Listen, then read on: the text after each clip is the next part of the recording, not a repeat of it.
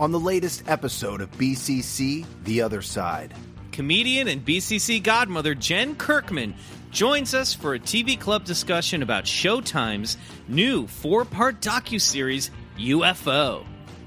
Yeah, and it turns out we got there first. Take that, J.J. Abrams.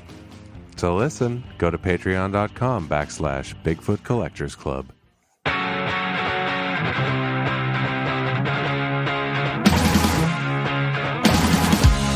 It's Bigfoot.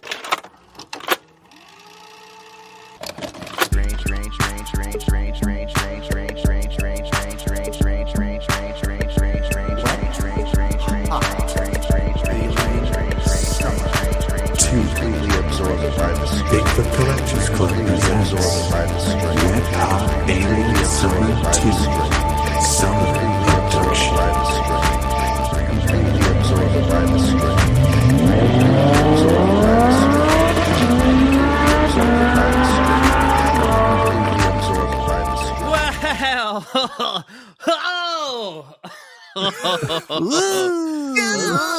Oh boy, it's Bigfoot Collectors Club. Welcome back to the podcast where we talk to amazing guests about their personal paranormal history and share stories of high strangeness. I'm your host, Michael McMillan. With me always is your other host, Bryce Johnson. And our super producer, Riley Bray. Oh, yeah, someone is bringing ready those caramel to tones. Fuck yeah, guys!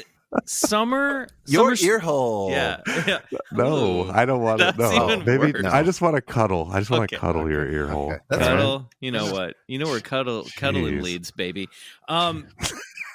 You know, it's a hot, Alien Summer 2 Summer Abduction. And you know what? I don't care that Labor Day is come and gone. I don't care that we are now halfway through September, because you know what? Summer ends when we say it ends. Okay? That's We right. got that? And then technically, I think we have till like the 22nd anyway. But I'll tell you what. It ends today, because if you're listening to this episode on the day of On the latest episode of BCC, The Other Side. Comedian and BCC godmother Jen Kirkman joins us for a TV club discussion about Showtime's new 4-part docuseries, UFO. Yeah, and it turns out we got there first. Take that, J.J. Abrams. To listen, go to patreon.com/BigfootCollectorsClub.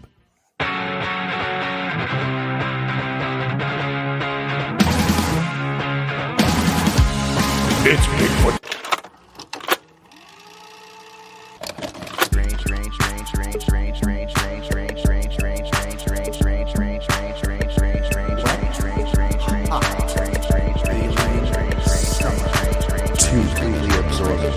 Bigfoot Collectors Club presents Red Hot Alien Summer 2 Summer Abduction.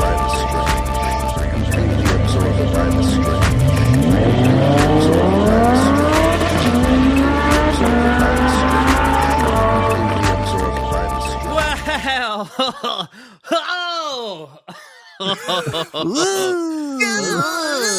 oh boy, it's Bigfoot Collectors Club. Welcome back to the podcast where we talk to amazing guests about their personal paranormal history and share stories of high strangeness. I'm your host, Michael McMillan. With me always is your other host, Bryce Johnson. and our super producer, Riley Bray.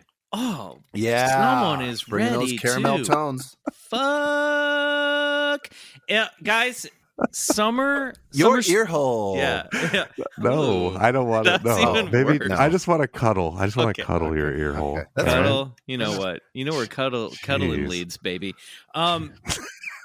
You know, it's a hot, Alien Summer 2 Summer Abduction. And you know what? I don't care that Labor Day is come and gone. On the latest episode of BCC, The Other Side. Comedian and BCC godmother Jen Kirkman joins us for a TV club discussion about Showtime's new 4-part docuseries, UFO. Yeah, and it turns out we got there first. Take that, J.J. Abrams. To listen, go to patreon.com/BigfootCollectorsClub.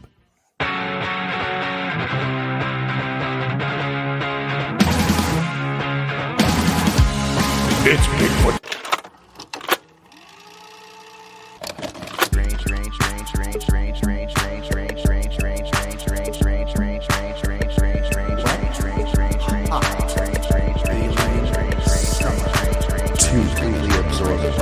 Bigfoot Collectors Club presents Red Hot Alien Summer 2 Summer Abduction.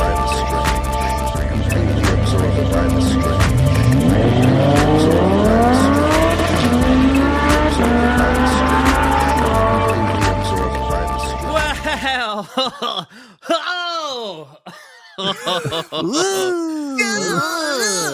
oh boy, it's Bigfoot Collectors Club. Welcome back to the podcast where we talk to amazing guests about their personal paranormal history and share stories of high strangeness. I'm your host, Michael McMillan. With me always is your other host, Bryce Johnson. And our super producer, Riley Bray. Oh, yeah. Someone is bringing ready those caramel tones. Fuck. Yeah, guys, summer. Your summer, ear hole. Yeah. No, I don't want to. That's No, even maybe worse. I just want to cuddle. I just want Okay. to cuddle your ear hole. Okay. That's Cuddle. You know what? You know where cuddling Jeez. leads, baby. It's a hot, wet, hot Alien Summer 2 Summer Abduction. And you know what? I don't care that Labor Day is come and gone. I don't care that we are now halfway through September, because you know what? Summer ends when we say it ends. Okay? That's We right. got that? And then technically, I think we have till like the 22nd anyway. But I'll tell you what. It ends today, because if you're listening to this episode on the day it drops, then tonight we are streaming our BCC live finale to Wet Hot Alien Summer 2 Summer Abduction at 9 p.m. Eastern Standard Time on Ludo, a virtual event space. Tickets are only $5 to the show, and there are also limited tickets for a little one-on-one chat with me, your pal Michael, after the show. So you Get can some of that good one-on-one time. Yeah. A little FaceTime. a little backstage VIP hang with me, your pal, whatever you want to talk about. You can get tickets for one or both of those things over at live.ludo.gg/BCC. The link is in our link tree on Instagram at Bigfoot Collectors Club and on our Twitter at Bigfoot Pod. And look, I just wanted to say, we know that many of you guys have had issues with the site when purchasing tickets. We're sorry if you had any troubles. We've been working with Ludo and letting them know that there have been some issues, and hopefully those bugs have been fixed by now. So if you haven't been able to get tickets, try the link in our link tree in our bio and pick those up. Okay. So, And I will say, just to piggyback on Yeah. that, they have been very diligent on it. It Yes. seems like all of the issues have been fixed. And look, guys, we're on. This is a new frontier. Some Yeah. cutting edge shit. All right, Ludo is a startup. They're awesome. We're doing this thing. Come to our show. You'll enjoy it. yeah, the platform that they've designed is really fucking cool, which is It's when awesome. they Yeah. came to us and pitched us the idea of doing a show. We took a look at what they had to offer, and it's really exciting. So sorry that it's been a little buggy for you guys, for some of you guys, I should say. But check it out. Come to the show, because guess It's gonna what? work. It's gonna work. It's Come gonna see work. us on the high wire. It's going to be great. We're going to have surprises, maybe a surprise guest, not saying who and not saying, but they have confirmed with me that they will be there. During the sweet. show, I'm not telling the guys. During the show, we will announce whether or not the BCC Jet Ski special will happen. In order for this to happen, guys, we need to reach 1,000 5-star reviews on Apple Podcasts by tonight at 9 p.m. Oh my Eastern God. Standard Oh my Time. God.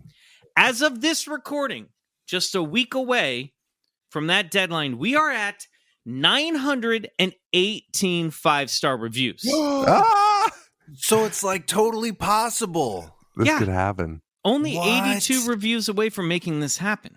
If you listening right now, if you're listening to this on Apple Podcasts and you Pull have over not your car jump right now. Like, jump the bridge, land on the ferry, and then pull up the app. Get to some Wi-Fi. Yeah. Scroll down. Give us a 5-star review. If you haven't done it, you're the person that we need to help us out.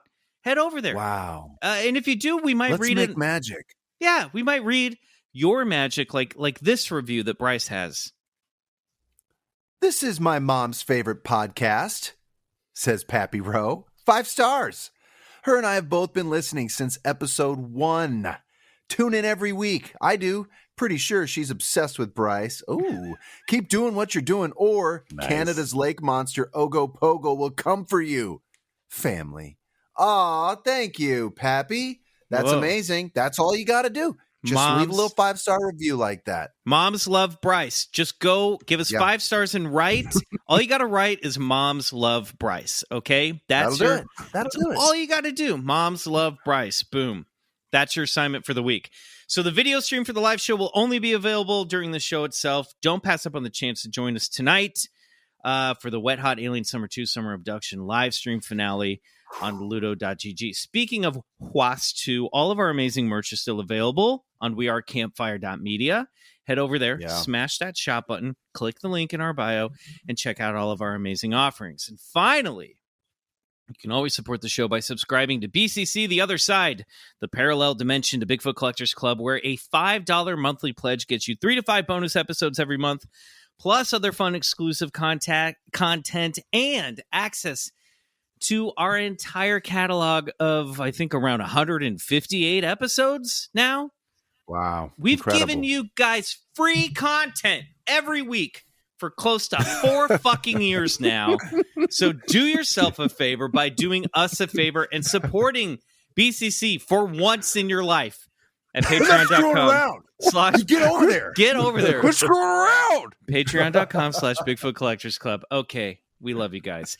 Our guest this week is a psychotherapist from Nashville, Tennessee. Yeah.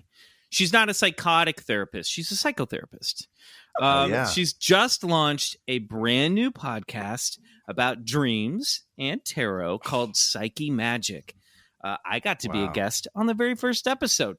Club Scouts of all timelines, please welcome our friend and fellow podcaster, Jordan Hale. Woo! Hello. Hi. Oh my gosh, thank you so much. That was such an adorable introduction. Thank Jordan, you. We're so happy to have you here. Why don't you talk? We want to get into your personal paranormal history, obviously, but why don't you tell us a little bit about what you do and about the podcast PSYCHE MAGIC? Sure. So this is such a new venture for me. This has been a huge learning curve. I wanted to start a podcast about dreams and the subconscious because I feel like in my work as a therapist, some of the most really interesting and salient conversations that I have with my clients are about their dream lives. And I feel like we don't end up talking about it very much just in society. And even within my field, there's a little bit of I don't know if you could call it a taboo, but I think that a lot of people, including therapists, just don't feel confident being able to talk about dreams.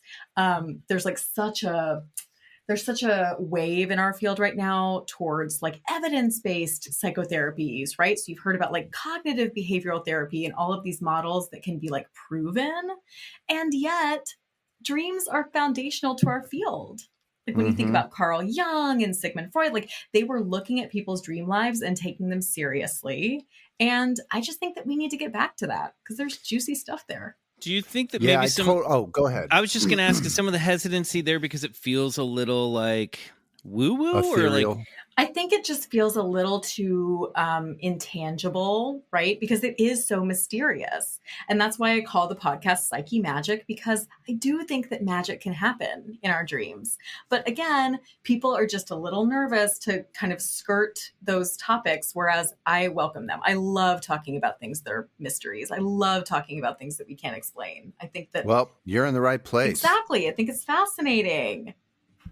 Well, I couldn't agree more, and I think it's a really sort of underappreciated field, this looking into people's dreams and their subconscious thoughts. I think there is so much there to pluck from, and I think it's really relevant and important to sort of not just who we are, but perhaps even larger implications, like, where we go, and perhaps when we sleep, perhaps when we die. I mean, I think there's so much there. Yep, me too.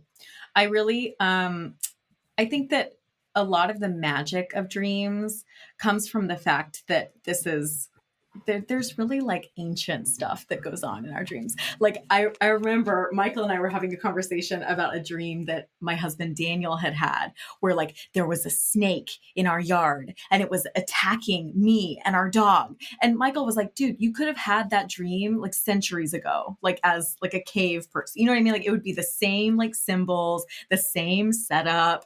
And so sometimes our dreams are presenting material to us that can feel like really ancient and collective, and it can be really unifying, I think, too. Wow, that's it incredible. Is strange how primal they are, and like how, when you think about it, it's very rare that we dream with like, I mean, sometimes it happens, but like I think John Tenney was talking about how like cell phones really don't show up in people's dreams that much. No. You know what I mean? Like New that's tech, so strange. Good point. You know, like I don't remember ever playing my PS5 in my dreams, but like, I've been chased by a saber-toothed tiger. You know what I mean? Like it's weird 100%. how primal they are. I know. Well, and the reason that on the podcast I like to incorporate, I mean, obviously we talk about dreams. We do like a dream interview each episode where I talk with someone kind of in depth about their dream themes and things that show up for them most often. But I also really like to integrate other symbolic modalities. So things like tarot, things like mythology, because the language of the unconscious is the language of symbol. And so when we look around our world and we see symbols that are meaningful to us, those symbols can often hold like several different meanings at once. And so that just creates all these different like rich layers of meaning and discovery. And so I think it's really cool to like hold all of these things together. Like give us an example of what type of symbols can attract someone's attention in their normal day lives? Sure. So, okay, something that I've been thinking about a lot lately is this, actually, when Michael was in town, I actually had him pick up a book about this. So, I've been talking with several different clients about grief and loss. I've been on my own kind of grief journey. And something that a lot of my clients and I have talked about is seeing symbols out in the world that feel like messages from loved ones who have crossed over. Yeah. Wow. So like, for example, a lot of people cite seeing like certain kinds of birds and just having this really strong feeling that that bird is like carrying a message from their loved one. And so I have experience with this. Like I lost my grandmother kind of early on in the pandemic, and she was the first person that I had ever lost who I was really, really close to. And I started seeing hummingbirds like everywhere. Like I never saw hummingbirds. They were never around at my house. Like I definitely never noticed them, never saw them. And all of a sudden they were just showing up all the time. And so once I started paying attention to that symbol and acknowledging it, and even being like, wow, like, thank you, Grandma. Like, thanks for sending me that. They're everywhere, more and more and more and more. And so that's the thing, is that if a symbol holds any kind of synchronicity or meaning, sometimes if we start paying attention to it and talking about it, it can get stronger and stronger and create this really like significant experience.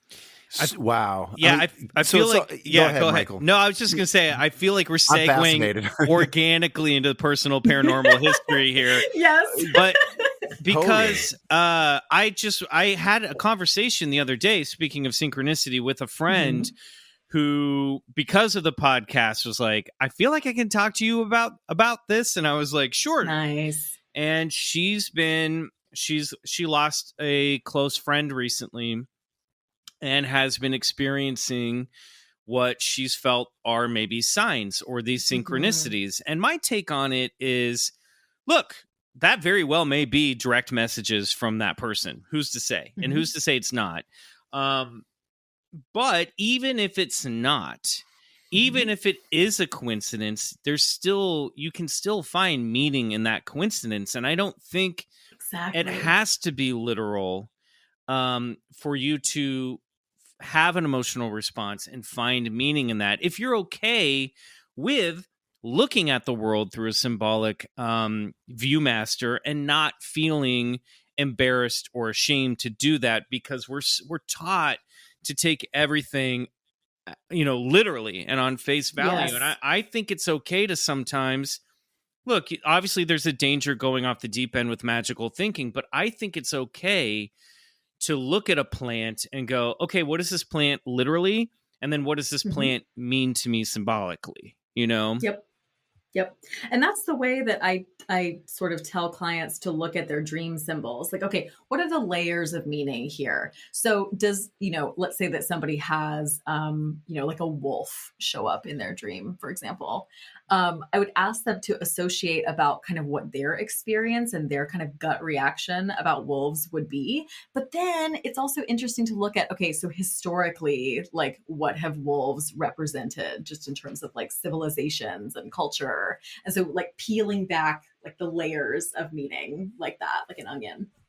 Well, and unlike words that are very specific to their meaning, I think when you get into the world of symbology, the meanings are endless. I mean, a wolf can mean so many things to so many different people. So it really sort of transcends just definition or verbiage, Yes. It's kind of the antidote to that. Yeah. To that, like realism, like hyper realism, and even in some cases, fundamentalism that can be so problematic. So how did you get into tarot? I mean, it's fun. I think it's really interesting that you are a therapist, but you're also into, I'm going to assume based on the name of your podcast, some of the more magical stuff that's available out there. Yes. Okay. So tarot for me, I bought a deck several years ago and I never did much with it. I just kind of saw one in a store and was like, oh, this is interesting. Let's like play around with this. I didn't get into tarot in a big way until basically the pandemic. Like once everything shut down and I was just stuck in my house, I was waking up in the morning and I was trying to have a ritual in the morning that felt supportive and nurturing. So I would get up and I would do like a little meditation. After you looked at Instagram, right? I mean, of course, that's prerequisite. Yeah, exactly. I'm just glued to my phone first thing in the morning. But I throw it across the room and then I go sit down and do my meditation.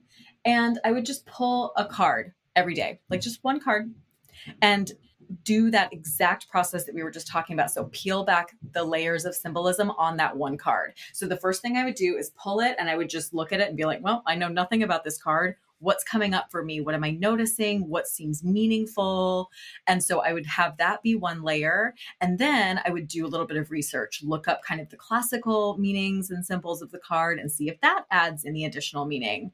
And what I found was that this became just a very grounding and helpful ritual, because no matter what, like, fresh hell awaited me in the days of the pandemic, right? Yeah. It was horrible. I could say, you know what? I sat down this morning and I had this really kind of just nice, meaningful exchange with my day. And I checked in with myself in this way that felt just really, really rich and really helpful. So that was kind of, that was kind of what got me into it.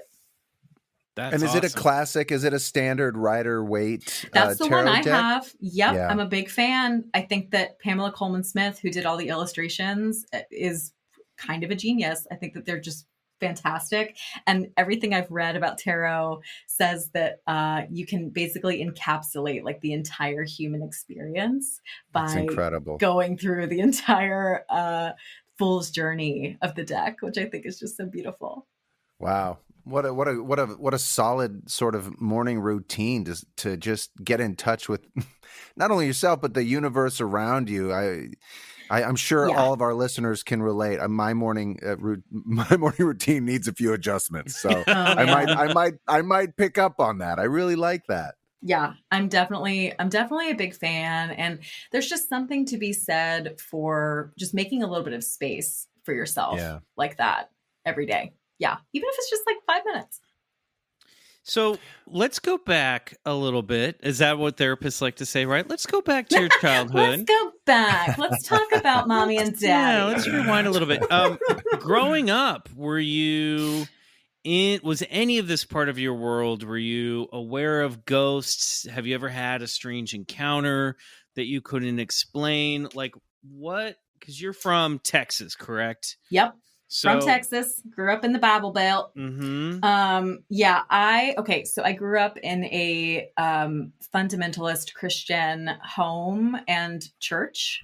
And however, because when I set that up, you would think that, that means that anything paranormal, anything, otherworldly is bad, but not necessarily. In my family, my parents were actually really interested in the paranormal. Oh, cool. My parents both had lots of ghost stories. They really let us explore those types of interests. So as a kid, I was super into crystals. I collected crystals and gemstones. Anytime that there was any sort of media or movie that was about the paranormal, I was completely enraptured. I found the other day, there was this obscure Disney movie called Escape from Witch Mountain. Oh yeah. The Wow. the original. Classic. Oh my God. Yes, the original. Not the one with The Rock, but which not Dwayne "The Rock" Johnson. But yeah, that movie was great about aliens, alien kids that had telekinetic powers, and it's they were spooky. psychic.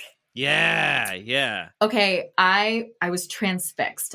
Any movie that had a kid with any kind of psychic power, I was just glued to the screen. I was really, really interested.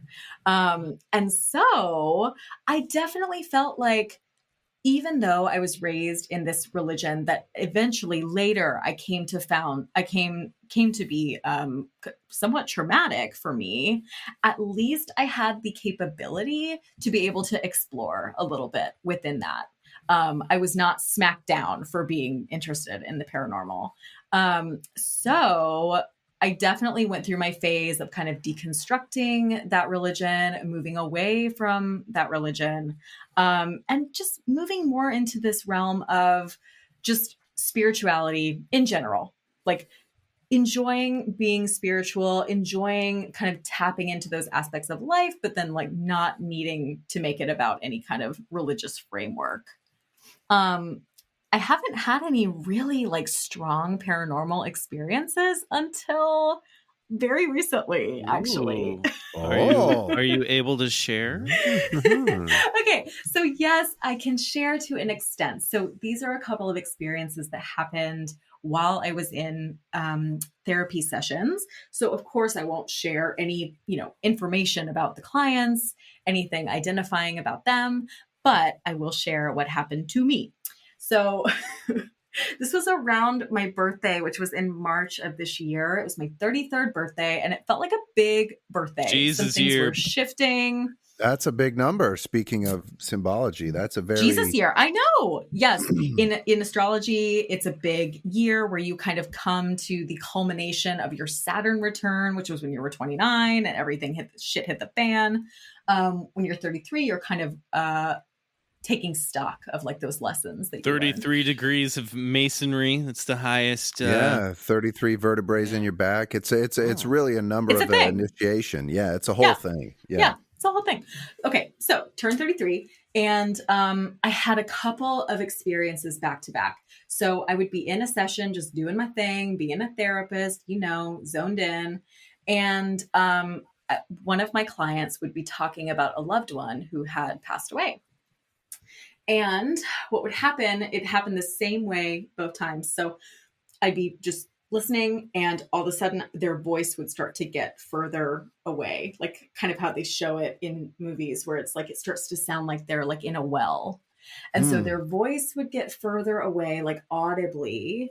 And then I would have this kind of energetic experience where it felt like there was kind of like an energy vortex or tunnel expanding between me and the client. So it felt like that space was getting like bigger. Yeah. And it felt like there was this really strong, just kind of push of energy between me and them.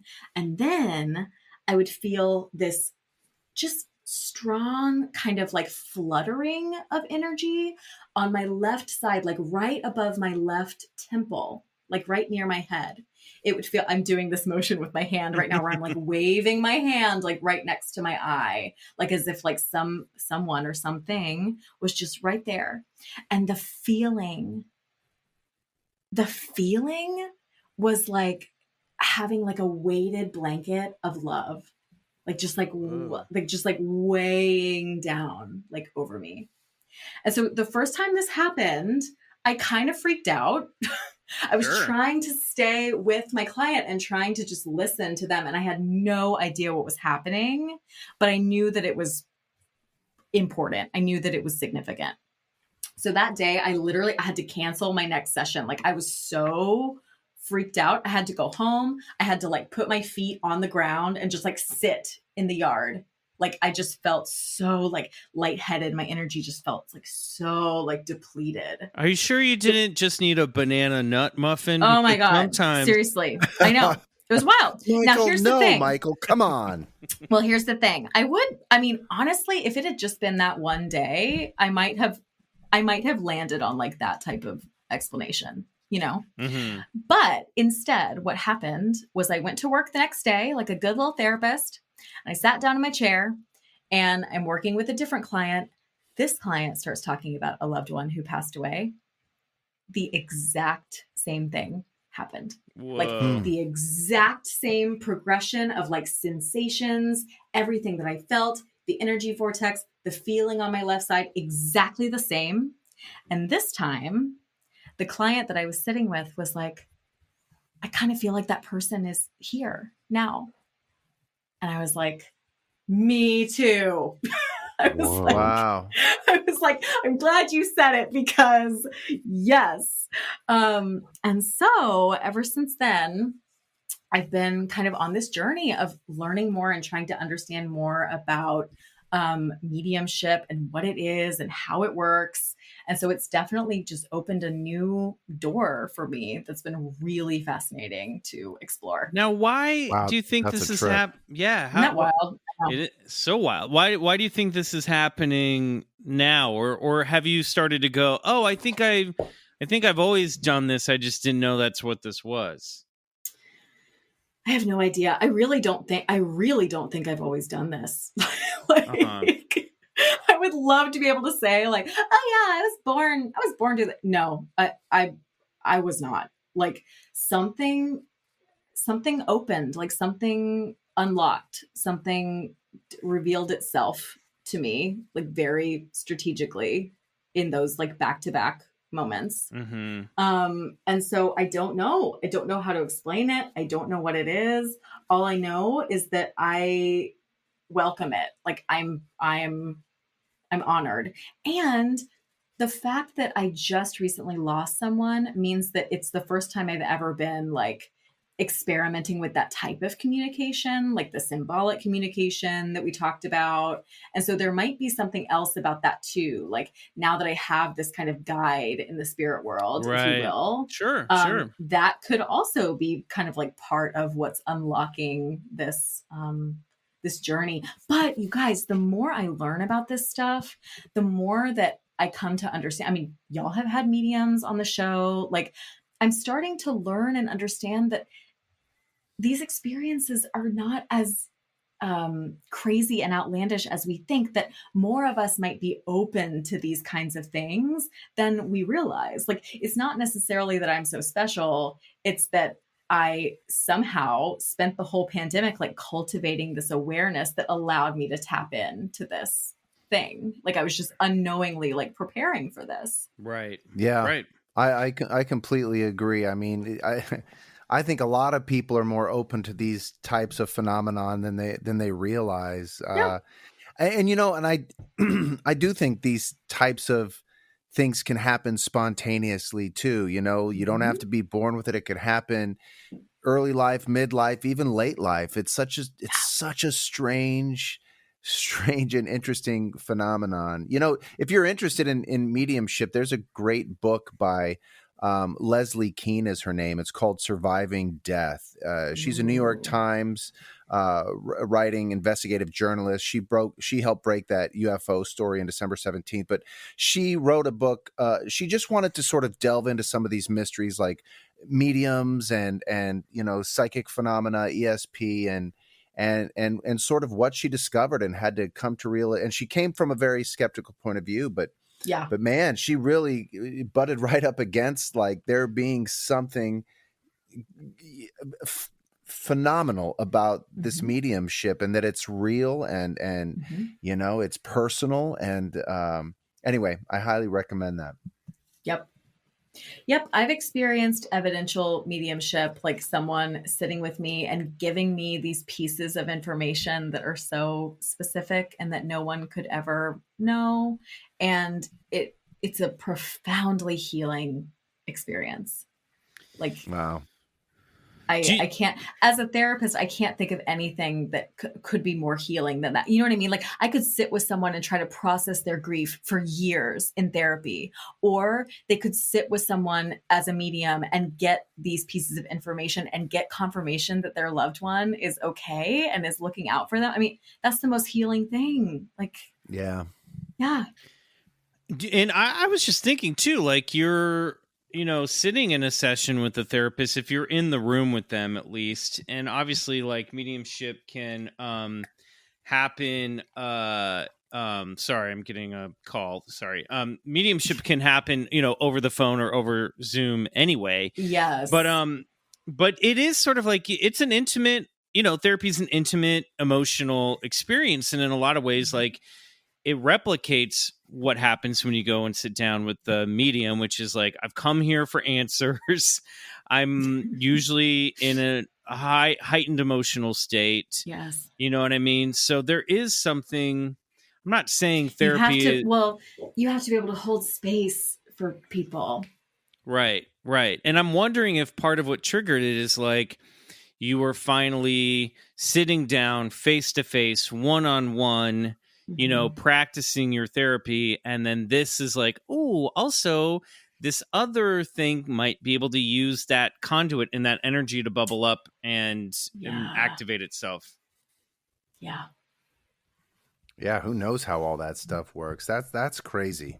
I mean, crazy, not that's such a, not the right word, but that's amazing is a better word. I know. It's been a wild ride, y'all. I'm learning a lot. So this is a good segue for a question I had, and sort of speaking about, getting in touch with loved ones after life and in dreams. So I one of the books I read not too long ago was Lucid Dreaming by Robert Wagner. And oh, it's so good.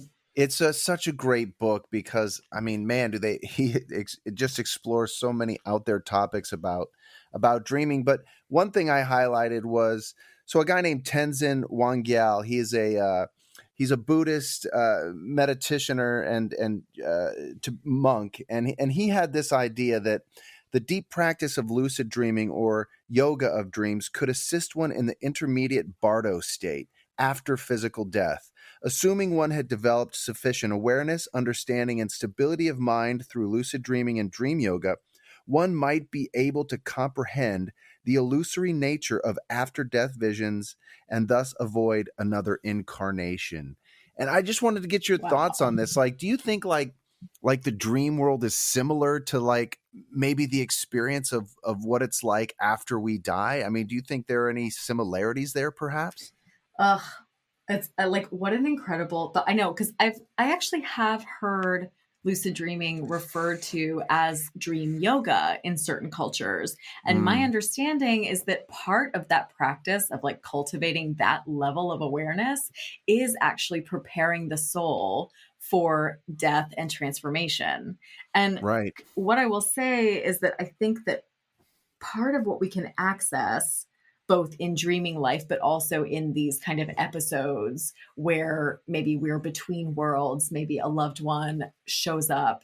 I think that part of what we can experience is just being able to let go of fear. Because for so many people who come into my office, death and dying, like in terms of, you know, their list of things that they're the most afraid of, is way up there. No matter what your background is, right? So whether or not you come from kind of that fundamentalist place like I did, where certain people are going to heaven and certain people are going to hell, even if you didn't have that level of fear, just a genuine kind of nebulous fear of what happens can be so just debilitating. And so if we're getting in touch with some of these, you know, phenomena, I think that dispelling the fear is such a huge kind of healing byproduct. That from what I've learned about mediumship, a lot of the reason that these loved ones are showing up and their messages are coming through are to help us try to let go of that fear. Right. I mean, we hear it all the time. There's nothing to be afraid of, you know, and it's just so just a fascinating. transition. Yeah, absolutely. I'm fascinated with the idea that, you know, even the Egyptians sort of prepared for these afterlife trials, and they would sort of prepare themselves on how to navigate the underworld, as they called it. But it's sort of like they were like practicing being lucid only in the afterlife. You know what I mean? So that they could avoid coming back, and that they could stay, you know, aware and in the moment of all that was taking place after their death. You know. Yeah, I got to look more into the Tibetan Book of the Dead and getting into the Bardo and all that stuff, because, you know, Philip K. Dick writes a lot about that stuff. That comes up in Ubik a lot. And this idea of like, there are certain, you know, we always talk about like, go to the light when you die. But there are like, on the other side, I guess, in the there's Tibetan some Book of the Dead, there's like multiple lights you can go towards, and one of them that really pulls at people is like the reincarnation tunnel. Like it's like, come on back down, and you're supposed to get to the point. And I think one of the big, and I could be wrong about this, but I've always got this impression that one of the big things about having a magic practice and this kind of stuff is to learn and get more information, like Bryce, you're saying, about what's on the other side, so that when you are making that transition, you are at a more heightened, educated state and lucid state to go, okay, that's the reincarnation tunnel.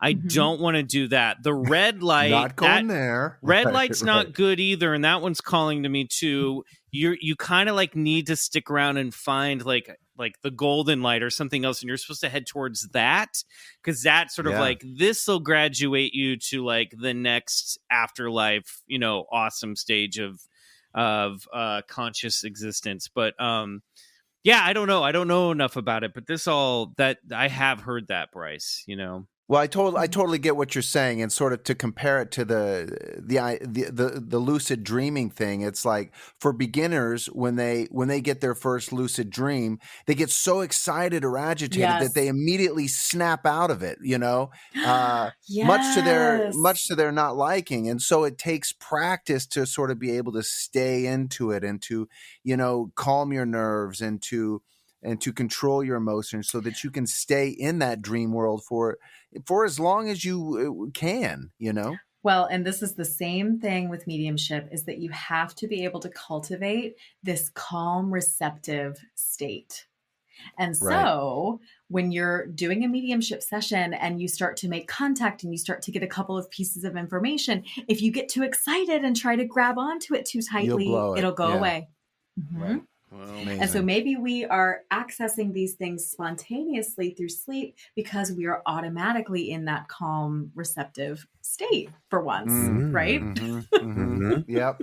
Makes sense. Well, this is fascinating. I think we could continue to talk about this for hours. Unfortunately, we have to wish you good luck on your journey and move on to the next stage of the show.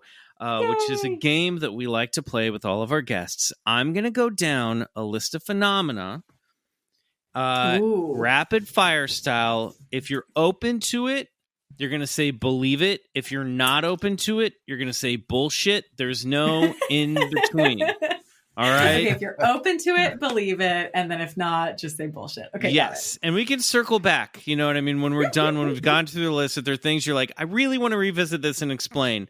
But it's a binary torture exercise that I've. Yay! It's a cryptological Rorschach is what it is. All right, so here we I'm go. ready. Let's do it. This is a game that we call Bullshit Or believe it. Jordan Hale. On your mark, get set, ghosts, Oh, believe it. UFOs, Believe it. Bigfoot, Believe it. ESP, Believe it. shadow people, Believe it. unicorns, Ugh, want to believe it, but I'm going to go bullshit. alien abductions, Believe it. Yeti, Bullshit. Mothman,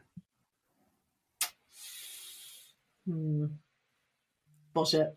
out-of-body experiences, Believe it. tarot cards, Believe it.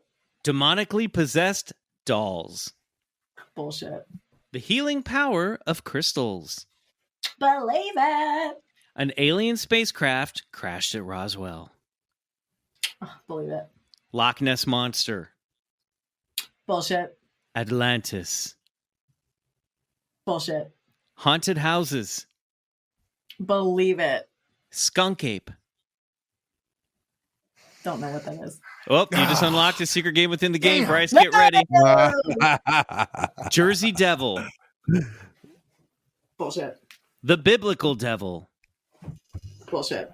speaking to the dead, Believe it. mermaids. Bullshit.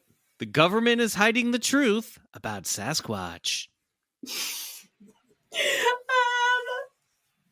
Bullshit. Past lives. Believe it.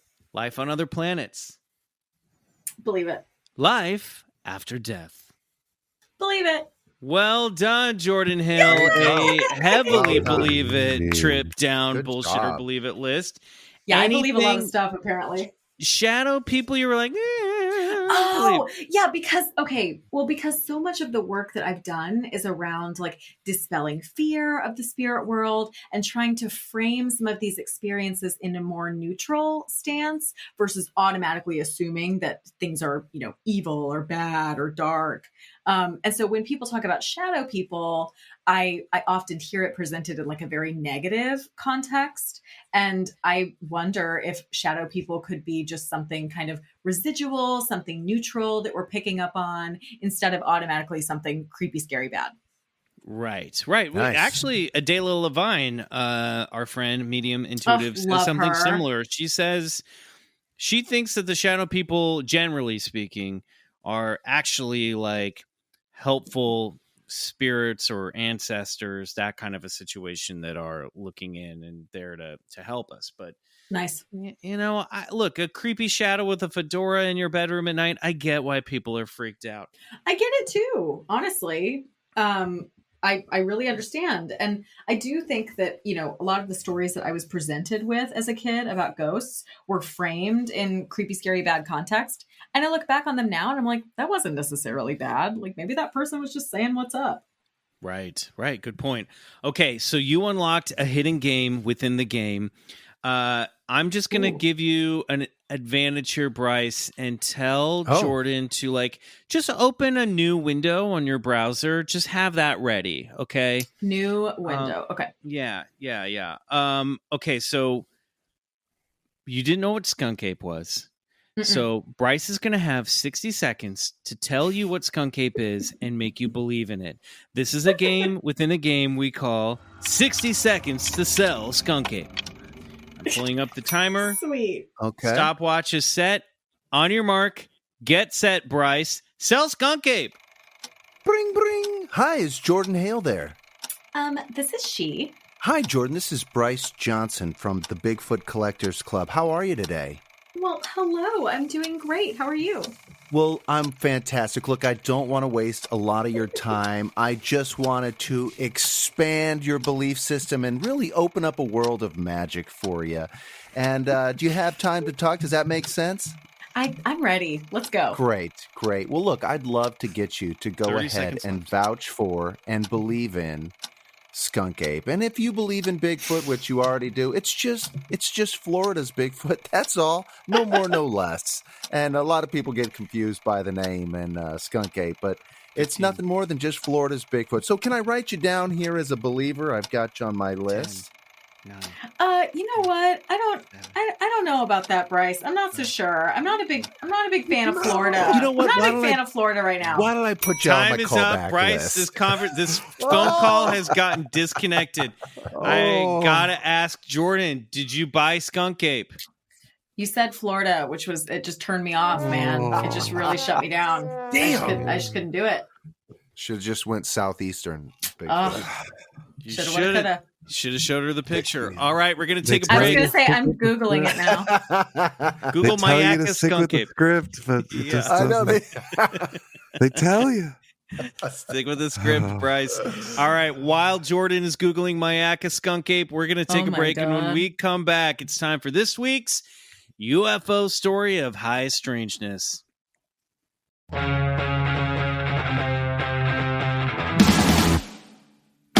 Okay, we're back with Jordan Hale, host of the new podcast, Psyche Magic. Jordan, did you take a look at Mayaka Skunk Ape while we were away? I found the skunk ape, yes. It's very scary looking.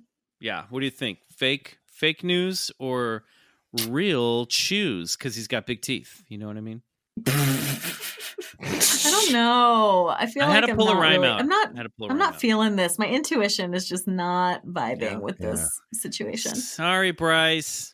You did your best. Swinging and missing. Yeah. Well, guess what? We don't even need to talk about Skunk Ape because it's still wet, hot alien summer 2, summer abduction.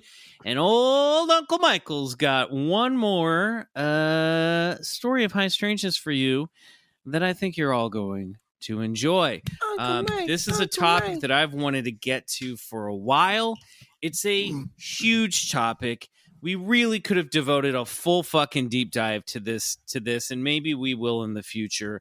But for tonight, we're just going to kind of hit the highlights and the Cliff's notes. Let's get started. Riley, why don't you cue up a little musical magic for us? January 2nd, 1945. The New York Times carried a story by Bob Wilson, a reporter who had just interviewed the 415th Night Fighter Squadron about a strange phenomenon they had repeatedly witnessed in the skies over Germany and France during the December of 1944. It read, "Balls of fire stalk U.S. fighters in night assaults over Germany. American night fighter base, France, January 1st. The Germans have thrown something new into the night skies over Germany, the weird, mysterious Foo Fighters, balls of fire that race alongside the wings of American bow fighters flying intruder missions over the Reich. American pilots have been encountering the eerie Foo Fighter for more than a month in their night flights. No one knows exactly what the sky weapon is. The balls of fire appear suddenly and accompany the planes for miles. They appear radio-controlled from the ground and keep up with our own planes, flying 3,000 miles an hour, an official intelligence report reveals." The piece goes on to explain 3 different types of Foo Fighters pilots had witnessed. The first being I think you added an extra zero in that, right? It's got to be 300. It's going 3,000 miles an hour. Okay, it's fucking fast. Listen, this Bob Wilson doesn't know what he's talking about. It probably is 300 miles per hour. Probably a typo there. Sorry, everybody. That's okay. Sorry, I had a little bit too much to drink on my flight back from Germany. Whee! I was going much faster than I was. All right, so the piece goes on to explain 3 different types of Foo Fighters pilots had witnessed. The first being red balls of fire that would appear off of their wingtips. The second, a vertical row of 3 balls of fire that would fly in front of them. And then the third, a group of 15 lights appearing in the distance, flickering on and off like a Christmas tree. What were these mysterious orbs of light that chased after and toyed with Allied aircraft during the waning days of World War II? Were they in fact some type of radio-controlled Nazi weapon, as the article suggested? Encounters with these mysterious balls of light weren't limited to the European theater of war. They were seen in the Pacific as well. And if they were weapons, why, when fired upon, would they never fire back? Club Scouts of all timelines, as we begin to wrap up Wet Hot Alien Summer 2 Summer Abduction, I wish we could provide some answers to these quandaries, but the mystery is just alive today as it was back then, even perhaps more relevant today with all the headlines we've read this year involving the Pentagon and Navy declassifying a treasure trove of UFOs, now called UAPs, interacting with pilots. Tonight, you will just have to settle for more questions as we take a look at Foo Fighters. Even before 1944, the year the term Foo Fighter entered the lexicon, and a full 50 years before a Seattle grunge band was formed by former Nirvana drummer Dave Grohl, pilots had been seeing strange, unidentified craft during World War II. One of the earliest encounters involved a pilot named Charles R. Bastian of the U.S. 8th Air Force. As he flew over the Belgian-Netherlands area, he described seeing two fog lights flying at high rates of speed that could change direction rapidly. A casual glance at a list of encounters in the index of Keith Chester's book, Strange Company, Military Encounters with UFOs in World War II, that was gifted to me by my sister this summer, thanks sis, is enough to suggest that UFO sightings were anything but uncommon during the war years. Large discs above the Timor Sea, mysterious searchlights beaming down on Kentucky, shining copper objects over Holland, ghost rockets and silver discs over Germany, neon lights above Italy. The list literally goes on and on. Hell, the infamous Battle of LA even took place in 1942 when a mysterious disc-like object was fired upon over Los Angeles to no effect, causing a brief but turbulent panic on the American home front shortly after our entrance into World War II. During the lead-up to the war, the 1930s also saw a massive amount of UFO incidents, some involving some leftover flying airships that made waves across the press during the turn of the century. Here is a particularly bizarre account from Strange Company that ought to make your head spin. Just imagine if you were the pilot who saw this. This happened during 1942 in the South Pacific near Tasmania and was witnessed by Royal Australian Air Force officer, one Major Brennan, and his crew during a flight in an area where local fishermen had been reporting strange lights. He stated, At 5:50 p.m. on a lovely Sunday evening, we were flying some miles off the coast of the Tasmanian Peninsula when all of a sudden there came out of a cloud bank a singular airfoil of glistening bronze color. I'd say it was about 150 feet long and around 50 feet in diameter. It had sort of a beak at its prow, and the surface seemed buried or rippled or fluted. On its upper surface was a dome or cupola, from which I seemed to see reflected flashes as the SIB struck something, which might or might not have been a helmet worn by something inside. I don't know. The other end of the airfoil thinned out into a sort of fin. Every now and again there came from its keel greenish-blue flashes. It turned at a small angle towards us, and I was amazed to see, framed in a white circle on the front of the dome, an image of a large, grinning Cheshire cat. Bloody hell! The damn thing flew parallel to us for some minutes, and then it abruptly turned away, and as it did so, it showed flower things like fins on its belly side. I'm sorry to interrupt there, old man, but I was the one who wrote this report, and a few more typos in this one. It showed four things like fins, and the SIB didn't struck anything, the sun did. My bad, so sorry. All right, mate, well, let me get on with it then. It turned and dived straight down into the Pacific and went under, throwing up a regular whirlpool of waves, just as if it had been a submarine. No, the Japanese had nothing in the amphibious line like that sort of mysterious bird. This thing sounds like something out of a Hayao Miyazaki film. Like a airship with a cat's face painted on it. Like, what the fuck that goes underwater? What the fuck is this? Dude, that's crazy. That also reminds me of the latest Tic Tac encounter off the Nimitz, where Commander David Fravor saw it fly under the water, you know? Yes. But wild, instead of a Tic Tac shaped craft, we're talking about like something that is out of Harry Potter. It's very weird. Weird. Another close encounter occurred in the summer of 1942. Flight Lieutenant Roman Sabinski, a Polish member of the RAF 301 Bomber Squadron, was finishing a run over Germany's Ruhr Valley. They were flying over Holland when a bright orb, about twice the size of the moon in the sky, intercepted Sabinski's bomber. The crew fired upon the strange light, and much to their surprise, the orb simply absorbed the gunfire from the bomber. According to author Keith Chester, quote, "The bullets were neither falling to the ground, nor were they passing through the object. They just simply entered the light and disappeared," end quote. Weird. During the 2-minute encounter, Sabinski's crew was baffled by the light's behavior. And Sabinski said this that I'm pulling up in the book right now. I moved over to my seat in the cockpit and I took the controls myself. I did an evasive action because I was quite concerned with this object, which I did not know what it was.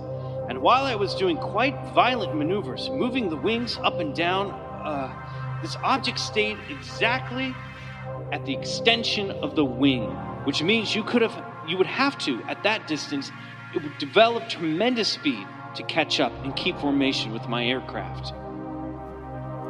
Finally, the ball of light sped up to the nose of the plane, where it flew for a few moments before rocketing off into the sky at a 45-degree angle and vanishing between the stars. Curiously, it wasn't until near the end of World War II that the strange aerial phenomena plaguing these pilots got its name. The genesis of the term Foo Fighter occurred during the late fall and winter months of 1944 and 1945, when the 415th Night Fighter Squadron had repeated encounters with strange fireballs while flying missions across the Rhine Valley along the French and German border. In mid-December 1944, the 415th Night Fighters had begun to witness strange lights on almost a nightly basis. For example, on December 17th, a 415th pilot was flying a night mission over Bray, Germany, when he witnessed 5 or 6 flashing lights in a T-shape, which he originally mistook for flak, but observed hovering in place for several minutes before simply vanishing. Pilots in the 415th traded many stories like these. Everyone was baffled and amazed by the behavior of these weird lights. And encountering these objects during a mission, often right before or even during a battle, could be extremely frightening. One of the pilots and operations officers by the name of Charlie Horn gave them the name Foo Fighters after his favorite comic strip, Smokey Stover, which featured a comical firefighter who drove a truck called the Foo-mobile. One of the catchphrases in the strip was, "Where there's foo, there's fire." Horn thought up the name and thought it was a fittingly ironic response to the absurdity of witnessing an unexplainable phenomenon that attracted skepticism and derision. I thought it was, shall we say, it was foo. It was foolish to even think something like that, but it was kind of a phenomenon characteristic thing. You know, you didn't expect. The 415th had their hands full with nightly encounters with the Foo Fighters, coming in the forms of inexplicable fireballs zipping around the skies and rows of mysterious white lights showing off for the pilots. One night during a mission, Lieutenant Samuel A. Krasny and pilot L. Chester L. Busio flew through a thick fog when a strange red light pulled up parallel to their Beaufighter. The crew watched the aircraft-sized object fly just off their wingtip. Through the eerie red glow of the fog, Krasny caught a glimpse of a wingless, cigar-shaped craft. Busio performed evasive moves, but the object chased them in a cat-and-mouse game in the sky, performing unimaginable maneuvers before finally flying off into the darkness. On December 26, pilot Lieutenant Floyd Lott and radar operator Lieutenant Anderson Henshaw were flying a mission over Worms, Germany. Already nervous about being shot out of the skies by German forces below, they were alarmed when a fiery ball suddenly came out of nowhere and began trailing the tail of the plane. Henshaw barked at Floyd to pull a hard right. We made a maneuver, which was a hard right, and came around to where we would have tried to come around to and be on the rear of this, whatever it was, thinking it was some kind of aircraft. But when we made the maneuver and came around, we were in the same position that we were in originally, with the fireball still to our rear. So this situation kind of shook us up. So we got out of the vicinity. But not before Henshaw managed to get a closer look at the object following them. It was composed of 3 vivid, circular reddish-blue lights that looked like flames, arranged in a triangular formation. Henshaw described them as, quote, a triangle of ovals. The ovals being like the, quote, exhaust of an aircraft radial engine or the size of the balls on top of a barber's pole, the kind outside their shop, end quote. Although the interactions between the 415th and Foo Fighters became big news in January of 1945, many of these encounters across the Allied forces went unreported to U.S. command during the war, or when they were reported, they were mocked.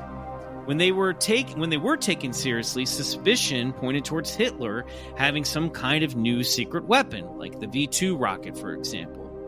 Now, Germany had been testing with a lot of secret weapons during the war, obviously. Check out BCC 120, the Nazi Bell with John Gabers for more information.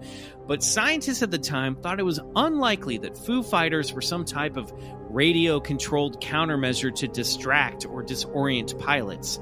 The altitude, speed, and proximity to aircraft these mysterious balls of light achieved were too advanced for ground-to-sky radio control.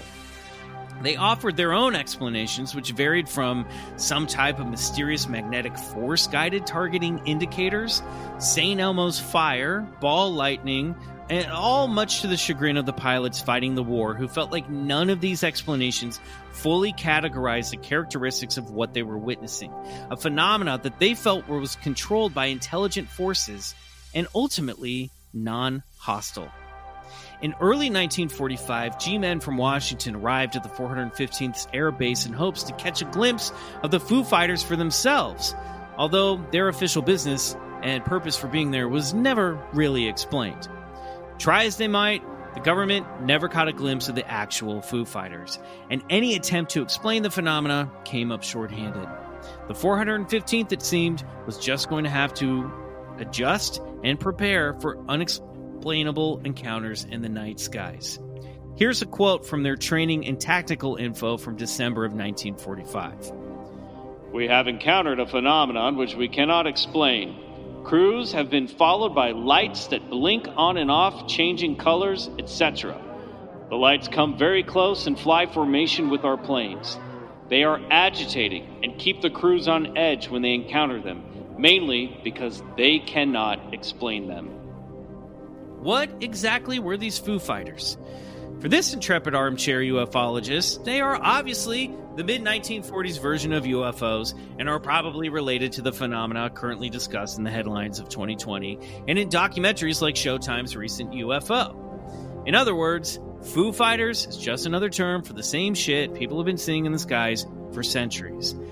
I think it's possible they were interested in what was happening during World War II, and because we had so many pilots and planes in the air who were always on the lookout for danger or enemy attacks, they got an up-close and personal look at these puppies. As the war ended, so too did the frequent interactions with Foo Fighters, leading some to believe that maybe they did have some connection to Hitler. In December of 1945, Joe Chamberlain wrote a story on Foo Fighters for American Legion magazine, concluding the article with this quote. The Foo Fighters simply disappeared when Allied forces captured the area east of the Rhine. This was known to be the location of many German experimental stations. Since VE Day, our intelligence officers have put many such installations under guard. From them, we hope to get valuable research information, including the solution to the Foo Fighter mystery. but it has not appeared yet. It may be successfully hidden for years to come, possibly forever. The members of the 415th hope that Army intelligence will find the answer. If it turns out that Germans never had anything airborne in the area, they say, we'll all be set for Section 8 psychiatric discharges. Meanwhile, the Foo Fighter mystery continues unsolved. The lights or balls of fire appeared and disappeared on the other side of the world, over Japan, and your guess as to what they were is just as good as mine, for nobody really knows. And that, in a very brief nutshell, is the story of the Foo Fighters of World War II. Well played, old boy. Nicely done. Well, Jordan, what the hell is that? Don't ask me. I'm just like singing Foo Fighters songs in my head now. That's all I can do. That's all that's happening over here.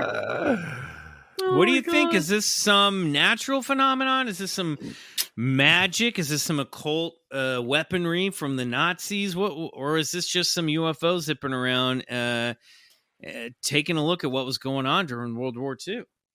I did like what you said about that, about how that might have been, attracting some interest. And it also reminds me of the way that David Lynch has treated some of these themes in his work, that, kind of the atrocities of man might be drawing down and kind of inviting in some of this otherworldly interest. Wow. Mm-hmm. I like that. Yeah, it's funny, man. I mean, they I was reading stuff in this book about how, like, when they were fighting the Battle of the Bulge, like, pilots were flying above high above where everyone else was fighting, and they were like above the battle, and then above them were these Foo Fighters coming in. So like they were happening during battles as well. And they all just agree that whatever it was seemed to be intelligently controlled, seemed to be observing them, and ultimately wasn't hostile, because they would chase them and toy with them, but they wouldn't return fire. And they just had no explanation for what was going on. It's wild stuff. Yeah, well, Bryce, what do you think? Man, I don't know, man. I mean, anybody's guess is as good as anybody's guess. It does remind me a lot of the sort of encounters that we read about in that New York Times article, but it sounds like it was happening way more and much more on a regular basis. I'm interested in the fact that after they took over that, after they defeated that one position, that it stopped, that's the big thing, is they're like, as soon as we won the war and occupied Germany, it all ended. Like the Foo Fighters stuff just ended. But, but we know that, we still see weird orbs of lights and stuff like this. So who knows? But they were like, okay, if this is a weapon, it might be a thing. They were trying to think, like, are they trying to fuck with our night vision? Are they just trying to get up there and disorient us and like not, so we don't know our heads from our asses when we're flying around up there, Well, but oh, go ahead. I'll let you finish. I was just going to say, but it wasn't like they did that and then planes were shot down. You know what I mean? Right. But they were also freaked out because when these Foo Fighters would come up, they would be giving away the plane's position, because they're trying to fly under the cover of darkness. And then you got this fucking red ball circling your plane. They're like, somebody's going to see this and shoot at us. There is an idea that, and this is a stretch, but hey, I mean, that's what we do on this show, right? Like, so the Nazis were very much into the occult and the supernatural, right? Mm-hmm. Perhaps they had some like secretive occult group that was like summoning or trying to get into the minds of the American pilots and like trying to distract them and like creating some sort of tulpa magic or summoning some type of, who knows, you know what I mean? And then once they defeated that position, that group was broken up and perhaps it stopped. I mean, I don't know. That's just a completely out on the left field guess, but I don't know. I don't know, man. I like the idea that, hey, if there's, intelligently controlled phenomena that, inhabit the skies, they'd certainly be interested in aerial warfare taking place, in World War II. A global war taking place. Or like, wait a minute, these chimpanzees are building a nuke? Right. Uh-oh. Right. Who knows? I don't know. Jordan, any final thoughts on the paranormal as we wrap up another episode of Bigfoot Collectors Club? Oh my gosh. No, I'm just excited that we are having these conversations more and more and more, and that we are just demystifying and honestly just creating more like non-judgmental space for these kinds of conversations. I think it's really fun and really healing and really helpful. So awesome. Yay. Well said. I know Indeed. and all of our listeners are going to be looking forward to your podcast. It sounds like it's right up all of our alleys. So good luck with that. We cannot wait to listen. Yes, Thank Jordan. you so much. Thank you. We don't know where to find the Foo Fighters, but where can our listeners find you in your podcast?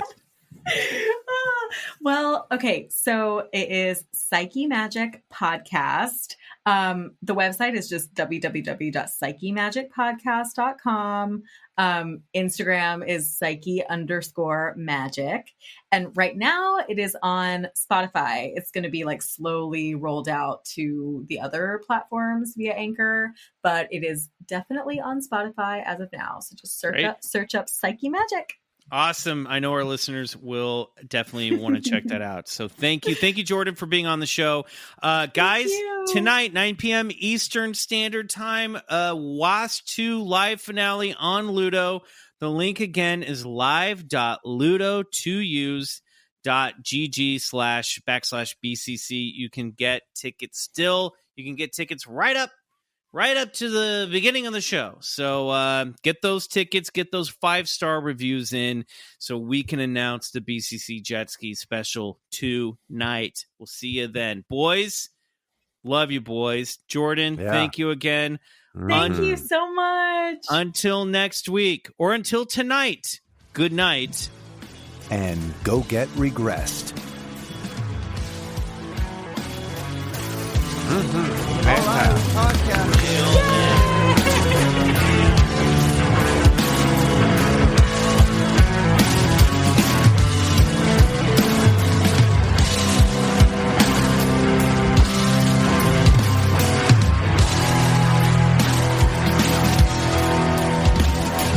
Bigfoot Collectors Club is produced by Riley Bray. Our theme song is Come Alone by Suneaters, courtesy of Lotuspool Records. If you like the show, please rate and review us on Apple Podcasts. It really helps get the podcast to more listeners. To support the show, check out our Patreon page at patreon.com/Bigfoot Collectors Club and unlock multiple reward episodes every month.